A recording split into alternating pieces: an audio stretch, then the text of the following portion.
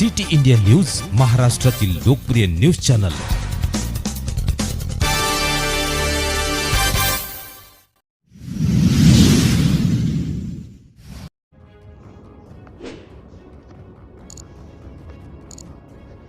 मातनी रेती डेपोतील अनियमितता, ट्रॅक्टर विना कागदपत्रे, प्रशासनाकडून चौकशी सुरू। मौदा तालुक्यातील मातनी शासकीय रेती डेपोमध्ये मोठ्या प्रमाणावर अनियमितता सुरू असल्याचे समोर आले आहे।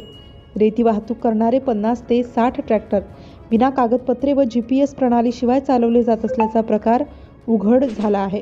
यामुळे डेपो मालक व प्रशासनाच्या भूमिकेवर प्रश्नचिन्ह निर्माण झाले आहे।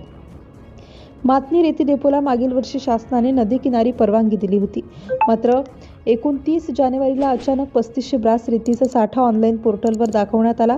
मौदा तहसीलने 12 डिसेंबर 2024 रोजी स्टॉक करण्यास मान्यता दिली होती, पण डेपोमधील रेती बाहेर काढण्याचा क्रम अनियमित स्वरूपात सुरू होता।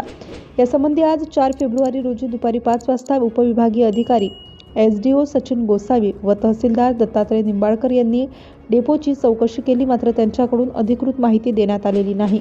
मातनी डेपो क्रमांक 10 वर कोणत्याही नोंदणी व परवान्याशिवाय ट्रॅक्टर वाहतूक सुरू असल्याचे आढळले आहे।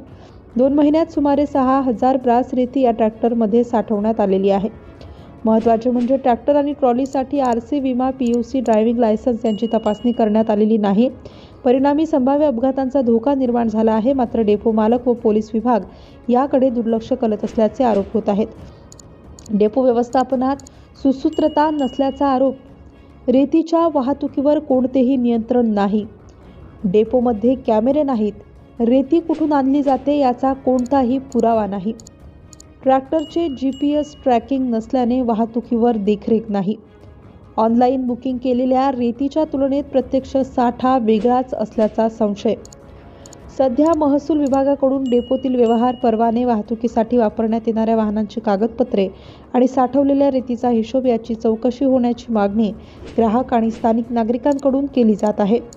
सिटी इंडिया न्यूजसाठी प्रतिनिधी अनिल ढोलवार, उपसंपादक नागपूर। सिटी इंडिया न्यूजसाठी प्रतिनिधी अनिल ढोलवार।